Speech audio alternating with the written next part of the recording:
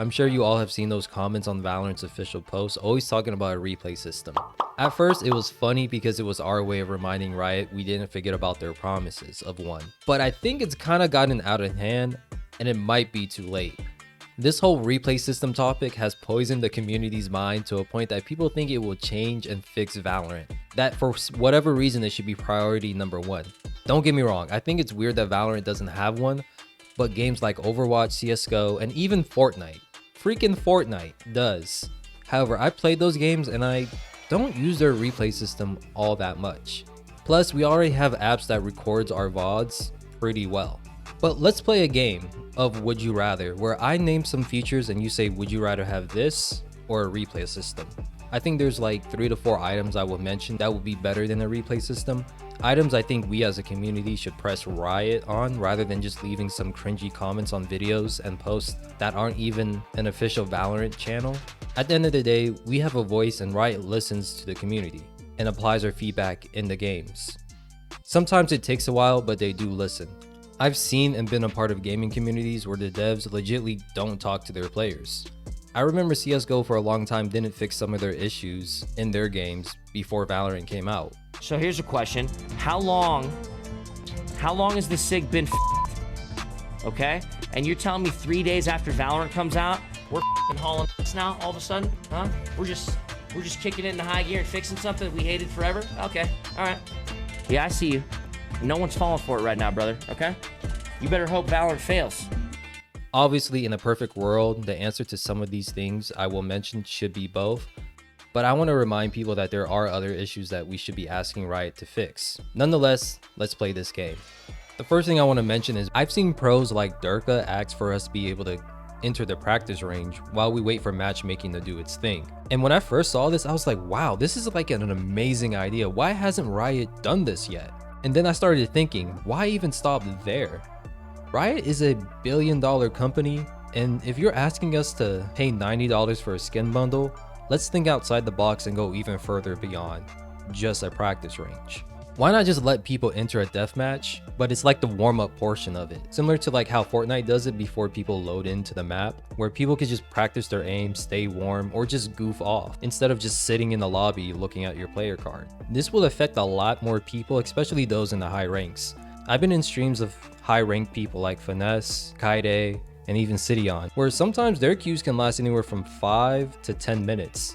I think that's kinda crazy that someone can watch half an episode of Solo Leveling or Demon Slayer while they wait for the next match. And what makes it even worse is if someone dodges, you have to repeat this whole process again. You can legitimately watch a whole anime while you wait for your next game. That's crazy to me. And this also affects 5 stacking too. Like I remember sometimes when I 5 stack, we could be just waiting in the queue for a while too. Of course, in a perfect world, I would love to have this kind of feature with a replay system. It would just be a huge quality of life upgrade. But it could just be like a random server kind of thing where people just always constantly leave and go. I'm pretty sure the practice range would be more of a realistic thing. And while we're on this topic, why not let us queue into the practice range with our friends? But you guys let me know down below as we continue this game of would you rather have a queue system where we enter a deathmatch or a practice mode to goof off and stay warm, or just a replay system? But that leads me to feature number 2, more anti-smurfing features, which I think will help a lot of people who are diamond and below, which is the majority of the player base. Yes, you get those occasional radiant smurfs in ascendant and immortal lobbies, but I think most of us will agree that diamond below is where we see most of them. Especially for silvers and golds. I remember when I was one, it was miserable. And I also do agree that smurfing isn't the reason why people are hard stuck in those ranks. However, having someone who is smurfing does decrease the quality and enjoyability of the game that you're currently playing. As well as the fact that the last 2 weeks of an act is absolutely miserable. I remember when I was a silver, the last couple of weeks of a rank, it felt like every other game had a smurf in it. And sometimes it happens at the beginning of an act too, but you really notice a stark difference when there's like a couple of weeks left. I think this is partly due to like the upper ranks being satisfied with where they are, so they hop on an alt account so they don't ruin their rank for the next act. Or they're trying to boost their friends' acts because they're not happy with where it's at. So it's just a really messy situation those last several weeks. Riot has done things in the past like allowing 5 stacking regardless of your ranks, as well as giving more RR to people who they suspect are smurfing. It has worked a little bit, but I think a better thing, which is something that a lot of people have mentioned already, is two-way authentication with phone numbers. It's not perfect, but I think it's a great way of curbing smurfs. There are ways around it, and some problems too, like where they either lose or just switch phone numbers and they forget to update it on their Riot account. Well, of course, there's ways to curb that too, like you allow people to change their phone numbers every 2 months, similar to how people are able to change their names. It should be longer just so it doesn't defeat the whole purpose. As well as maybe there could be separate queues, like a verified queue and an unverified queue as well. And we know that Riot can implement two-way authentication because that's what we have in Premier. It would be nice just to have it in rank too. Of course, as you get higher in the ranks, maybe you shouldn't force it, just because we don't want those queue times to be even longer than they are already. The next thing I want to mention is better rank rewards. And in my opinion, the gun buddies aren't getting the job done just slapping a new number on it. I think the finals has done a pretty good job at rewarding players for hitting a high rank, but this is Riot Games. They're a lot bigger than the finals. They can be a lot creative too, you know? They can add like little changes, similar to how Fortnite gives people a free umbrella when they win a game in a new season. These changes could be based on the act's theme, like maybe this was the act where a new agent came out, where a new weapon was introduced, or a map too. And instead of just gun buddies being the reward, maybe it's the gloves itself. Every single agent has one. So maybe if you hold the inspect key for a long time, they flip their hands around and it shows the act that they got, like a design on the glove. It'd be a great way to introduce a new monetization item in the game too. Next, I do want to mention game modes. Game modes can be a little tricky. I remember watching a video where a Riot developer, or maybe it was multiple developers who were working on League of Legends, they had experience where adding a new game mode in the short term did increase players' returnability, but in the grand scheme of it all, it decreased.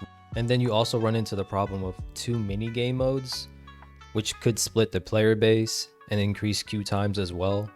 But I think there are workarounds with this. Like Apex has this thing called a mixtape, which is a rotation of other game modes, and Riot could do something like that. It'd be a great way to bring back replication because a lot of people miss that game mode. And then you can even introduce capture the flag too. Because believe it or not, there are a handful of people who don't play rank. I remember when Harbor was getting released, I was playing a lot of Spike Rush, and I met people who said they don't play rank because it's too long and too hard, which kind of just blew my mind that there's people who play Valorant, a competitive game, but don't play the competitive game mode. So there is a market for that, and Riot could tap into it by just having like a rotating playlist of multiple game modes. I think capture the flag would be huge if done right. Well, the next thing I want to mention is skin profiles, like presets. It's kind of weird that Riot hasn't done this yet, mainly because certain color schemes just go better with certain agents. Like I have this overdrive blade, and sometimes I like the blue with Yoru, but I don't always play Yoru. Like I base my agent picks on what maps I'm playing.